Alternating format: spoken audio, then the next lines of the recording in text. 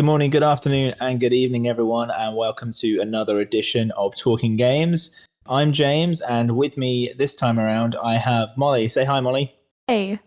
And just to begin with, in terms of introductions, who are you, Molly, and what do you do?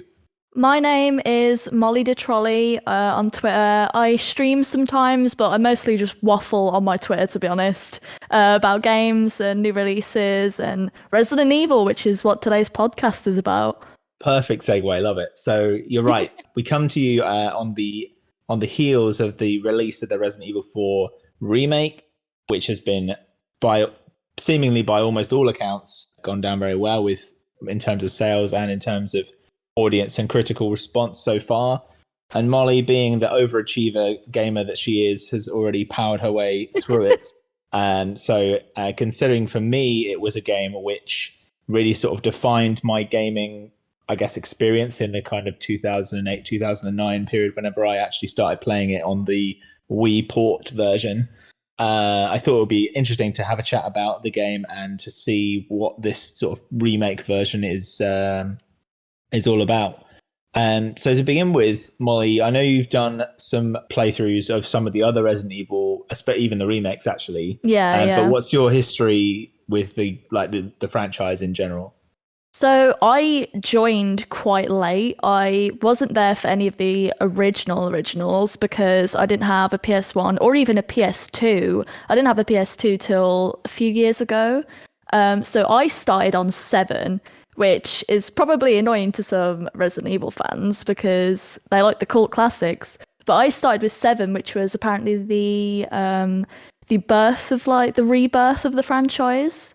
Yeah, I think that's fair to say. I think everyone felt like by the time we got to 6, they didn't know where they were direction wise. They didn't know what they were trying to do, and 7 was a real change, and I think everyone sort of made everyone sit up in their chair again.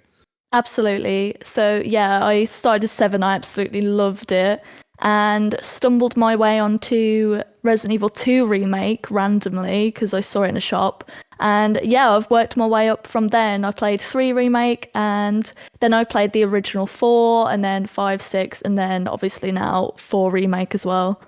So in terms of your, I guess, impressions of the franchise as a whole up to this point, before even getting to the remake of this one, what is it about Resident Evil that you enjoyed to come bring you back for all of those games? For me, if I had to put it in a very simple quote, they're very games. So you're playing it and you just want to explore, you're always fully immersed in a Resident Evil game, whether they're short like Resident Evil 3 or they're a bit longer like Resident Evil 4, you're always fully immersed all the way through. And I just love them. I think they've got such cool mechanics, especially with RE Engine now as well. They look graphically incredible as well. I don't know, they've always hooked me. And yeah, I've been a fan for a few years now. So in terms of Resident Evil 4 remake, what were your first impressions, or what were you expecting going in? So first impressions is definitely the graphics. As I said, RE Engine is incredible. We've gone from 7, which, started out with the RE Engine, has some of the hair not looking great, but it did its job. And up to now where the water is fantastic, everything looks crisp, we've got photo mode. So yeah, that was definitely the first thing I noticed. But the second was the similarity. I always say this quote all the time with the remakes, but it's like the best friend you've never met. So you're very well acquainted with it, but it's like meeting them for the first time. And I don't know, yeah, it was just really shocking how similar it was, but also how new the experience is. And I guess, we have to talk about Leon for this one. I mean, obviously, of course, a you know how much I veteran. love Leon. Absolutely. I mean, a veteran from the Raccoon City incident and all, but it very. I mean, I don't. I guess I haven't had as direct a comparison between remake 2 and 4 for this one, but he's in a very different place, isn't he? I suppose Absolutely, as a character. yeah. So what did you think of him in this incarnation? I loved him, and I loved him in the original as well, but you can really see in the remake how much 2 affected him. You can really see like how tired and mentally worn out he is after Raccoon City. You can see it on his face. A lot of people are comparing him to Robert Pattinson's Bruce Wayne, which I thought was hilarious. But yeah, you can see how tough the training was in the government, being dragged into that after Raccoon City. And you like he's still his sassy self from 4, but it's definitely more realistic. The how he's been fleshed out, I think. Yeah, because I think again from memory of 4 originally, it was pretty quippy. I mean, I know he's quippy now even, Yeah, but like it was almost like he didn't really carry that weight on his shoulders. By the sounds of it, they've sort of thrown that on for him a little sure. bit more. Yeah. One of the other things about Resident Evil 4 as an experience is that, I mean, although you get a bit more kind of, I guess, co-op and character-based stuff in 5 and what have you, but like there Yeah. are other characters that you kind of take or leave. I mean, how did you find the other characters that you kind of came across? So Ashley is way improved in 4 remake. I mean, I loved Ashley in the original. Like, everyone said she was annoying, but I didn't mind that. I thought that was like, you don't really get many characters who are just openly annoying and still are good characters. But Ashley in this one, she really comes into herself. Like, there's a lot of development from the start when you meet Ashley to the end. Her section is a lot more, about her being scared without Leon, but trying to conquer through to get him out of a little trap. I loved her. I really loved Ashley a lot. Ada is still very mysterious. I loved Ada's design a lot. There's a lot of stuff about her voice work on it, which, I wasn't the biggest fan of, but I don't know if you've seen it on Twitter. There's a lot of people attacking the actor, which is outrageous. It's not cool. No, it's really not. You can critique media, but don't critique the person, because Capcom ran through this and allowed it, so they clearly knew which direction they wanted to go with that. I loved her. I thought she was brilliant. And you've got Luis as well. He's changed a little bit from the original. In the original, he still is charming, but he was definitely like, I can charm my way through the situation, In this one, he stays with Leon for a bit longer. He doesn't, die as quick. Spoilers. Spoilers. But yeah, I think. Yeah. I mean, honestly, like, yeah, again, from my experience of it in the past, like that felt quite fleeting, that part of the game, and It even really did. Yeah. and by the sounds of it, yeah, it's a little bit more fleshed out. There's a lot more flesh, very Resident Evil-y, a lot more flesh going on. In terms of the experience with non-voiced characters in general, your enemies, your Los Plagas, how do you pronounce it? I don't know.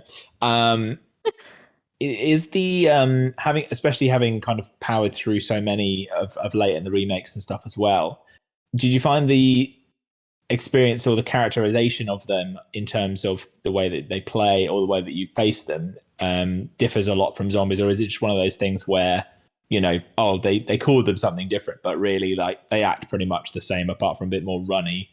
So they are different. I always say with the way that 2 remake was, I think is the best in the series regarding zombies, because I've speedrun 2 a lot, right? So you can shoot the kneecaps and run past and it staggers them. 3 remake just dropped the ball on that. I really don't know why they didn't do that, but the zombies were pretty much bullet sponges. You couldn't stun them, you couldn't rip their limbs off or anything. With 4, they've brought it back. And not only are they, similar to zombies, but they have weapons, they can throw axes, you can parry them, which is completely new as well, even from the original parrying. They're definitely more varied, I'd say, like similar, but more varied with the weapons and how they can attack you and everything. Like they can grab you from behind and you have to break free while another one runs over and tries to get you. It's really cool. I really love it. And did I read that you can even parry like the super duper horrible chainsaw enemies as You well. can, yeah. It's absolutely terrifying. But it's so satisfying when you get that perfect parry pop, you know? Yeah, I mean, I wouldn't know. I wouldn't know honestly. I'm so bad at like whenever it comes up into any game, I'm like even I'm playing Jedi Fallen Order at the moment, and like I'm still like, no, I'll just roll away, I'll run away. I don't know what's going on. I've turned the difficulty way down. I'm still like, this window is not working for me, even though it must be a mile wide. Anyway, but yeah, so getting into the game itself, like getting into actually taking control of Leon, like what was it like kind of discovering that gameplay again, or how they sort of tweaks and that initial section? So it does start kind of similar. So you have the two cops in the car and Leon in the back, kind of looking quite broody. And one of them Which you goes hate, away. obviously. Oh yeah. Yeah, so one of the policemen go away and they just don't return mysteriously. So Leon steps out, puts his big boy shoes on and goes to look for him, comes across a lodge, and there's one guy in there who is very, very, very mysteriously changed and not human. And it pretty much runs the same, but you've got a little basement section which introduces you to the fact that this isn't a normal man. He's disfigured and there's clearly something very wrong and Leon needs to get out. But what does Leon do? He goes snooping further. He has to, doesn't he? And yeah, I loved it. Being back in Leon's shoes was incredible, and you can run now as well. And I was like, oh, like usually in Resident Evil, you press the sprint button and they do a nice little, very slow jog. But he actually like went for it. I was like, damn, Sonic over here. And do they still have like the same approach to like QTEs and jumping out of windows and all that sort of stuff? Or is it different again? They do, yeah. QTs in this, in the original, there was, there's a giant boulder and you have to like tap buttons to sprint away. They've got rid of silly QTs like that. But with parrying and jumping out of windows, they're all there. Yeah, because I think that was probably from my gaming experience, I know Shenmue and stuff came out before that. It wasn't the first game that did it by any means, but like for me, like that sort of jumping out the window section and stuff like that was probably one of the first times I had a real strong experience of that kind of thing. You're like, oh, this can be quite cinematic, and then you play 5 and like, oh no, you've ruined it. You've ruined it now. Hey, 5's not that bad. 5's fine. No, it's fine. It's just. I mean, that's a whole other podcast, but like, it's a case of little and often and more effective than just kind of like you're plastering right, stuff yeah. around, I suppose. So in terms of the story and the scenes and what happens through the game, was there a kind of particular moment or particular interaction that really stands out for you? So for me, it's gonna have to be going into the village for the first time, where's everybody going, bingo, like that Oh god, for me is the perfect moment because it sets the scene for the game. With Resident Evil games, the first half is always better than the last half, in my opinion, and that perfectly sets up 4. Same with the original. It's the perfect moment with all of these villagers coming at you and you're like, oh my god, what do I do? Do I hit them? Do I have to kill all of them? And then the chainsaw guy comes out and you've got no ammo left. And then bing bong, where's everybody going? Bingo. And they all just go and then it's so quiet. Yeah. And it's just perfect. It's like perfect. I love it. I mean, it's interesting you mentioned the original actually as well, because I guess that there's a lot of beat callback almost to it, as you say, with the kind of a first discovery of the zombies in the mansion and stuff like that. Yeah. And I think that you're right that it's almost establishing or playing on its own formula, if you like, in terms of the games. Because obviously from our perspective now, we've got all of the games in and we can play them in any order. But if you go through the PlayStation era, which again I never played to I didn't really give any context before, but I never played Resident Evil in the PlayStation era because I didn't have a PlayStation at the right time. Basically, I had the PlayStation for a Yeah. bit, but then I moved on to the N64, and then I was Nintendo all the way through until university. So I eventually played Resident Evil Remake on the GameCube when that came out, and that was my kind of first experience of that first game. But that meant that again, everything is topsy turvy in terms of the timeline. So going back through the actual games, it will have been a while for some people who, when they last saw Leon and his experience, because 2 and 4 came out, obviously, however many years apart. Yeah. So then, reinforcing the kind of trope almost of the series is quite powerful. So yeah, no, definitely that makes sense that really stands out. Yeah, yeah. And in terms of like the general story as a whole, like what were your kind of impressions of it? How does it hold up, I suppose, is probably the right question, because it is a remake. And as you say, some of the sort of campiness, if you like, of the original release has sort of been toned down in places, and we'll come on to some other things that I know that they cut out. But in terms of the story and how the narrative and the character arcs and stuff flow, does it kind of hold together? Or it does. It's a very, I would say, it's a very simple story. So, I mean, if you take it out of the characters, it's a guy who works for the government rescuing a girl, and then they have to get off the island to go back home. But obviously, it's Resident Evil, so there's about 30 million twists and turns to stop the goal from getting accomplished. I love the story because it is simple, but they put so much in where you don't want to stop. Like, especially with the remake as well, because Ashley is such a more developed character, you feel like you are Leon. Like you do want to save Ashley, you want to get her out of this situation. And especially because she keeps getting braver as well as the chapters get on, and Leon gets stuck in a situation and Ashley has to, step up. And yeah, it's definitely, there's not as much goofiness as the original, but I feel like they've definitely stylized it more to be a bit more, not realistic, but fit with 2. Do you know what I mean? Yeah, and I guess that makes sense when they had such success with it, especially 2, but even 3, I guess, from a sales point of view. It flows very well, yeah. And in terms of some of that, like, I guess, sillier stuff, like I know that what's his name? Is it It's not Salazar, the Napoleon kid thing. Ramon. Ramon, yeah, that's right. His big statue section's not in there now, is that right? I was gutted about that. I love that's like that's one of my favorites from the original, but the statue is still there, but it stays still. It breathes fire to have a callback to it, but you don't have the chase section.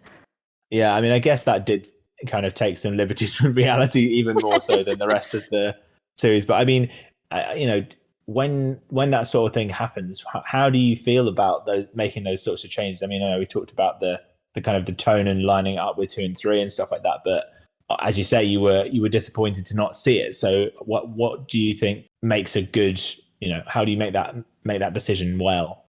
I'd have to say I am very disappointed with some of the things they didn't put in, but I can understand why they haven't. So there's the giant boulder chasing you. I mean, realistically, how are 3 people going to push this giant boulder? And Leon managed to run away from it. Like, that is so unrealistic. It's just, that can't happen.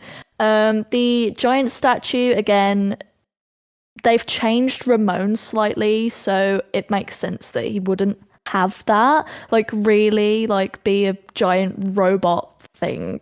What else have they changed? There's a laser scene which I absolutely love of Leon flipping through lasers and everything. Like, you have to do QTEs. They didn't keep that in, which I was a little bit gutted about, because that's probably one of my favorites.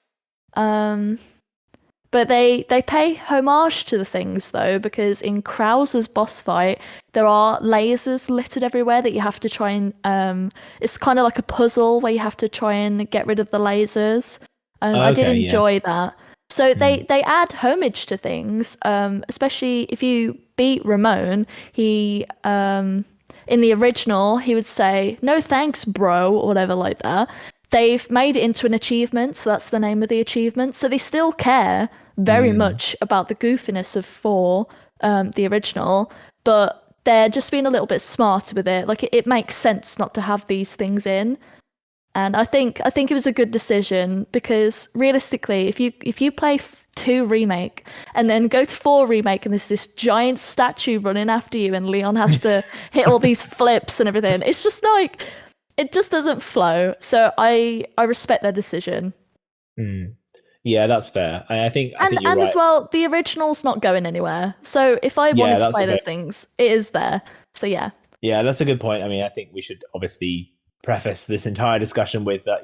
There's nothing. Well, personally, there's nothing wrong with remakes. The original's still there, as you say. It's Yeah, yeah. absolutely fine. But I think it's interesting to draw the comparison because for some people it'll be people's first experience of this, and I think you see this kind of increasingly with things where the remakes are adjusted and changed more significantly. I think that it's a little bit more piecemeal here in terms of it's fairly shot for shot in terms of how the approach is, and there are other recent examples that I guess The Last of Us Part 1 and stuff like they've sort of it had already been remastered, so they didn't have to change too much, kind of thing, and these sorts of things. But yeah, I think it's definitely interesting, kind of making that comparison between what's gone. I mean, thinking to 7 and that kind of vibe and tone. Does it still feel like the same series, even with that kind of? It does. It does. I think what helps as well is the fact it's all in RE engine. So graphically, everything flows. I can absolutely see a world where Resident Evil 4 is happening and Resident Evil 7 is happening. So yeah, I can absolutely see it. And in terms of the game experience, of other than the things that you were disappointed that you didn't see, were there any things that didn't work for you, and any elements of it that just didn't quite gel? In the original, I always felt Krauser was a bit random, and I may get jumped for saying that, but I'm definitely going to get jumped for saying that. But I did always feel like, why are you here? Because he trained Leon in the military and did missions with him, and then Leon had this job, and it's like, why? Like, imagine if you were Leon and your primary school teacher just showed up and was like, yes, I want world domination. It's so random. But in the remake, it was slightly more fleshed out. Leon's got so much trauma from everything that happened in the military and everything that happened in Raccoon City, just such tough training, that as he goes through the game, he doesn't have time for these villains. He really doesn't. When Ramon's talking, like doing his typical villain monologue before the boss fight, Leon just shoots him because he doesn't care. He's like, I have my mission, get out my way. Krauser is the only boss fight where you see Leon walking through, doesn't give a, F-U-C-K, doesn't care. And then he snaps and he's like, why are you doing this? And I thought that was so powerful because this is someone who is in his past. He says, you had a code, you had these morals, why have you broken them? And yeah, Krauser is definitely more fleshed out. Instead of just saying Leon from the original, just saying, what, are you doing this for revenge or whatever? Krauser's like, no, I realized something, I want power and I'm gonna get it. And spoiler warning, but at the end of the Krauser fight, Leon chooses, while Krauser's down, to finish him off because he knows this has come up from my past. If I don't put an end to it, it's going to keep happening. And that's what I love about Leon as well. Is like, you can tell he's developing as the story's going. Like with the original, it all felt pretty much off screen. A lot of the stuff that happened to him of why he's like this now. But this now in the remake, you're seeing it in real time that he's still developing, and that's why I love Leon so much. They put so much thought into his personality and the script and everything to see that when he snaps, he is back to his rookie RE2 self, and he's still deep down this little innocent, shy little cop who still really has no clue what's going on. So I didn't like Krauser too much in the original, and he was also very easy to exploit in the boss fight because you could just kill him with a knife. And yeah, he was very, very, very strangely weak to knives, which was ironic because he uses a knife. And this one, his fight was definitely better, especially with the parrying and some of his moves and stuff that's definitely more fleshed out. Yeah, that was one thing in the original that I didn't like too much. And then in this one, it's still a bit random, but it had a good reason for it being there. I think it made more sense.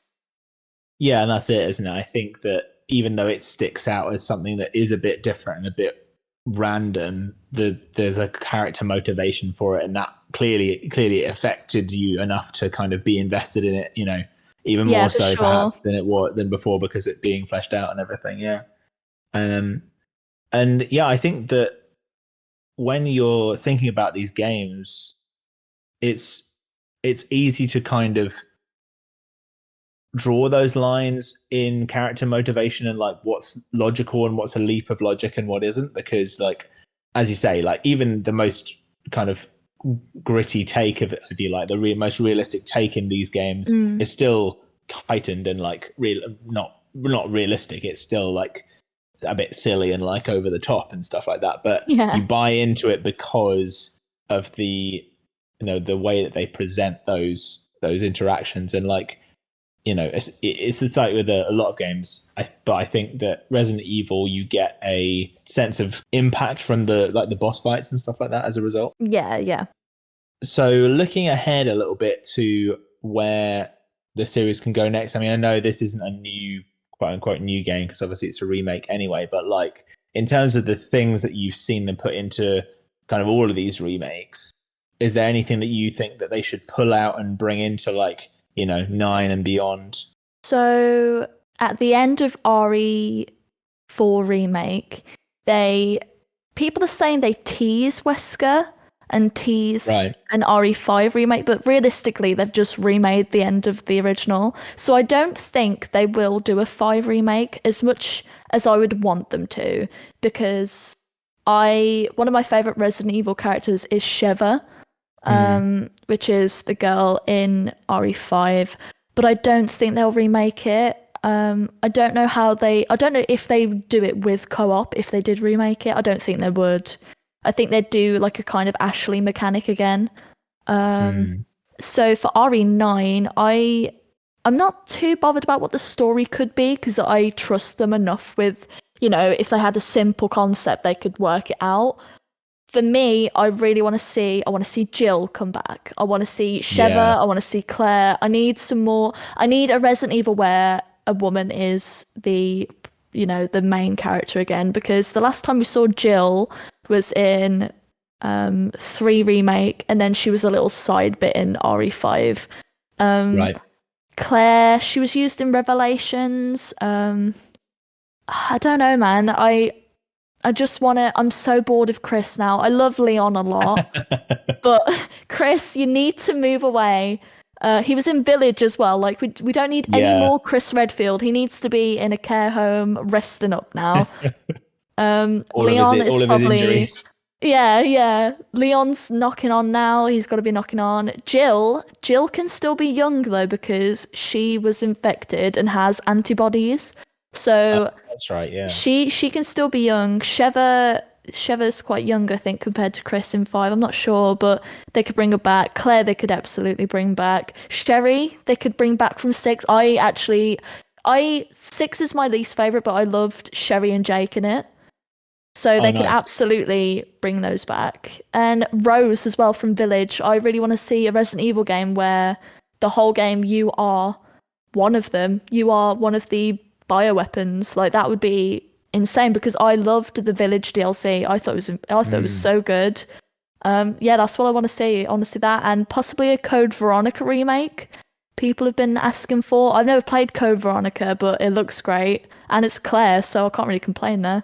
Yeah, I mean, I think Code Veronica and Code Veronica X, even at the time, were always there's obviously they weren't numbers entry, so it was a spin-off by definition, but like it felt like a very deliberate spin-off in terms of them going about things a bit differently. I don't think I properly played them either. I went through a stage with Resident Evil around the sort of probably around when I was playing 4, to be honest, where I just like watched playthroughs of all of them, because I knew that it's sort of a famous piece of James Law that like I'm just notoriously bad with getting through horror games and committing to them and actually finishing the stories and this sort of thing, and like I tend to shy away from it just because of that, or like occasionally I'll do it on like an easier mode, and which again I feel like it's fine, but often that's completely fine. I love horror games. There's no shame in playing it easy at all. And I think that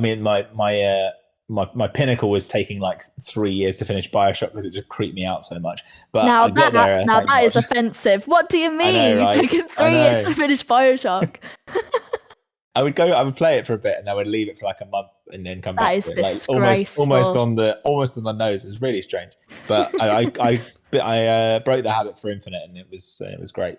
I pushed Infinite myself. is incredible, yeah. Anyway, but yeah, so I think the kind of horror game experience, I suppose, that you get from Resident Evil is probably unlike any other. If you think about the series as a whole, in terms of horror games, there's a lot out there, and like especially more recently, there's a lot of kind of ones which bring in sort of co-op elements and like uneven team elements like Dead by Daylight and stuff like that, where it's like 1v multiple and this sort of stuff. And I know that Resident Evil try and do that with mercenaries modes, and it's all a bit strange to me. I don't know quite understand why they do that, but I mean, I guess it works for some people. But I think it's nice to, as you say, to sort of think about the experience that you could have with some different characters, and like you saw them start to explore some of that even in the ridiculous films that we had. I mean, I'm never necessarily wouldn't necessarily hold them up as a kind of as a good example of how these stories can be told, but like when you think about the number of characters, they really pulled a lot, and like Jill was back and this and that, and was controlled and whatever, and all this sort of stuff going on. I mean, thinking back to like early Resident Evil again, like I think I played Resident Evil 0, which has Rebecca from 1 in it, who again is a kind of an interesting character to maybe potentially to explore. I feel like the Resident Evil 0 doesn't get enough love. That's one of the ones I never played. I haven't played 0 and 1 and any of the spin-offs, I don't think. I've mostly from 2 onwards, that's what I've stuck to. I know that 1 remake is meant to be incredible, but it's the tank controls for me. I just can't do it. Yeah, I think that, and the thing about that actually is that partly the fixed camera perspective, it almost the controls add to it, if that makes sense. And I think that it's difficult to get used to, but as a result of the fact that it is all kind of fixed camera controlled, you don't maybe notice it as much as you do in like 4, as you say. It makes sense to change the controls for that when you remake it, but like I think for RE remake original, it kind of suits it in as part of the claustrophobia of it almost. It's very strange to kind of think back and how obviously the franchise has been going for a long time, so I guess it's not that surprising, but the variance in gameplay even within a single series is huge. Like there's really a game in the franchise for everyone. Like I have a friend, Ziggy, who absolutely despises horror. She will not touch them, but RE5 could be the one that gets her in, so you never know. There's something, there really is something in there for everyone. In terms of on the remakes theme, are there any games that you'd like to see remade in this sort of way? I mean, I guess it depends what you've grown up with that you would kind of be drawn back to now with a maybe different perspective, or maybe it's just something you've played more recently that you feel like needs a bit of a tune up. So I had to think about this one. I not in the first person or third person way. Games I really want to see remade that are kind of horror. Alice Madness Returns. I would love to see a new one. I really want to see a new one. I absolutely love Alice Madness Returns. And Lollipop Chainsaw, which is being remade, apparently. Oh, right, cool. Yeah. I don't think I Yeah. ever played it. I heard a lot about it at the time, but I don't think I ever played it.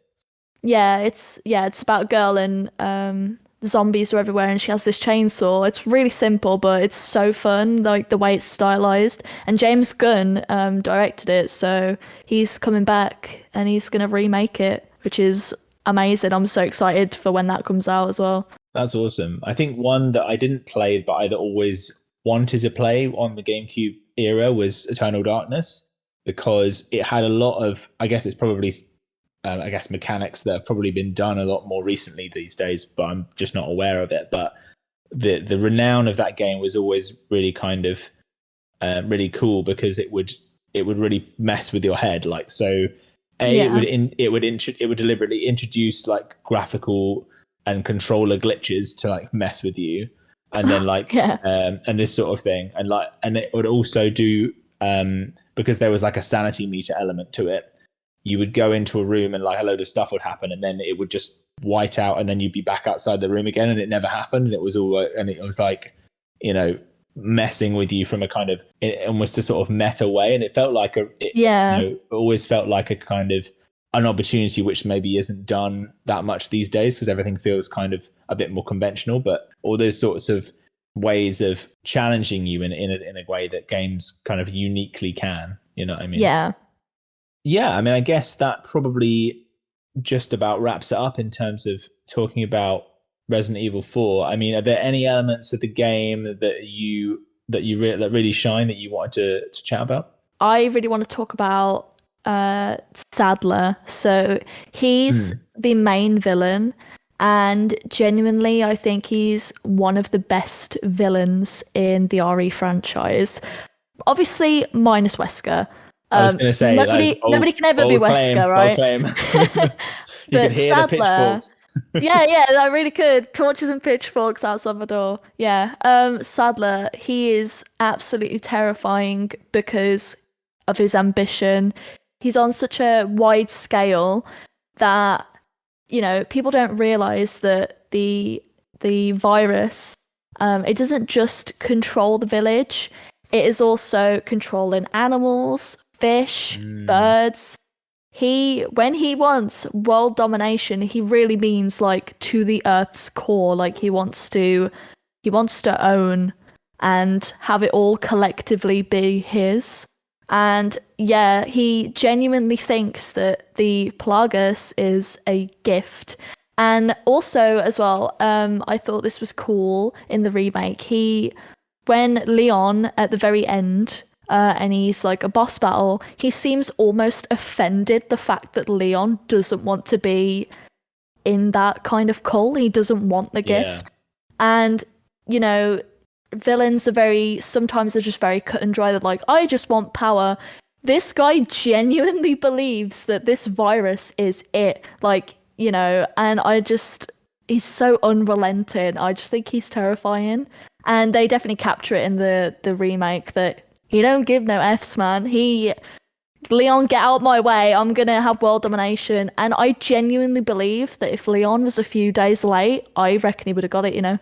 Oof. Yeah, I mean, I think that kind of extreme view. I mean, it's very easy to draw comparisons with the real world and start to get scared. But Oh yeah, like, sure. yeah, but like, I think it's funny, isn't it? Because you think about it on paper and you're like, well, this guy, he wants to take over the world. It's very, it's almost comic book. It's very kind of Yeah, it's like, get a over the load of top and this guy, silly. get Yeah, out, man. yeah. Yeah. But as you say, because of how like relentless and like in, I guess, unwavering in his belief that he is doing the right thing, that's what makes him so terrifying. It's very light from Death Note how he believes in his head that if he gets rid of these people, he's doing better for the world, and inevitably he becomes the villain, and he doesn't even realize it until it's too late. So yeah, I love Sadler. I thought it was amazing, and Ramon as well. I thought he was great. In the original, he was like a little kid, pretty much like he was only in his 20s, and he was just like a bit like a spoiled brat. In this one, Leon like says something to him, and you can see the rage in his face, and it's very unnerving. And yeah, he's very devoted to Sadler, and he's got kind of like a god complex, you know, but he's also very he talks like he's got an inferiority complex. So in the Right. boss fight, he kind of projects like all his doubts and everything and all his insecurities onto Leon. So he says a line saying, "Leon, you're the failure that should have never been born." And that's pretty much what his family treated him like. So I Mm. loved that the whole boss fight, he's just projecting all of this onto Leon and he knows it's too late for him. I love the bosses I love the villains in 4. I think they've really hit the nail on the head of where to get you, man. I love it. And I think that was probably, even looking back, like one of the most memorable things about the game, even as much as the overall game experience, as you said at the beginning, broke the mold in terms of the control and the presentation of it, of the franchise and stuff like that. But like the boss is definitely a thing that stick in your mind. I guess one person we haven't mentioned actually is our friend the merchant. That's true. I love the merchant. I'm surprised I haven't said anything about him. But I mean, He's great. He's great. I love him. They changed up his voice slightly, so he's definitely more gritty and a little bit British. He's like, "What are you buying, mate?" Oh, that was Australian. I love the concept of a little bit British. Yeah. Yeah, I loved him, and now obviously you've got the little shootout bonuses, and oh, that's completely new as well. You get I think it's new. You get charms on your case, which do little upgrades and stuff. So if you had Nice. like a handgun charm, which you win from doing those like shootouts, you get tokens. You put it in this little vending machine. You can have like 30% increase on like crafted ammo and stuff. And health does a little bit more, stuff like that. I thought that was really cool. I love that they added that. Yeah, and I think that it's interesting what you were saying earlier on about the sort of beginning half and the latter half of the game as well, because I think especially in RE4, if you really go for it in terms of upgrades and stuff like that, I mean, I know that the prices go up exponentially, so it takes longer to get them and stuff, but like you get to the point where you've got a fully upgraded assault shotgun or whatever, and Yeah. Leon is like this walking arsenal of like ridiculous weapons, and you're like, yeah, In this his maybe little is a little bit over the briefcase, top. yeah. Yeah, exactly. His little invisible briefcase, and like you're like, yeah, this is a little bit ridiculous now that he's this sort of tank of a man, taking all this stuff around. And I think that it's interesting because I think that probably for me, I like the kind of the comfort of having all of your upgrades and having all of your sort of different tools at your disposal. But I think you're right in the Yeah. sense that the spirit of the game is a little bit that struggle, and I think that goes back to the first game, which probably, if you do decide to give it a go, you'll experience that firsthand in terms of like, oh, I can't save the number of times that I want to because the amount of saving is limited, this sort of stuff. And I think that, so I guess that's part of the DNA that sort of flows through to even these games, even today. So, well, thank you very much for joining us today to have a chat about this, Molly. Where can people find you on the interwebs? You can find me on Twitter at Molly the Trolley, and also on Twitch. I stream Mario Kart tournaments at 8 p.m. UK time on a Monday. Molly the Trolley as well on that too. And also, I'd like to shout out a streaming hub Twitter that me and my friends have. We've got a schedule on there, and we tweet memes and stuff like that. And that's at Tweets Games Live as well. Awesome. Yeah, everyone check all of those things out. And thank you all for joining us for this little chit chat. Have you been playing the Resident Evil 4 remake? Have you been tempted to check it out like I have been? Let us know in the comments, tweet us, all that good stuff. And hopefully we'll be able to do more of these at some point and chat about more games. But for the meantime, it's goodbye from me. And goodbye from me. Thanks, James. Cool. Thanks, everyone. And we'll see you next time. Bye.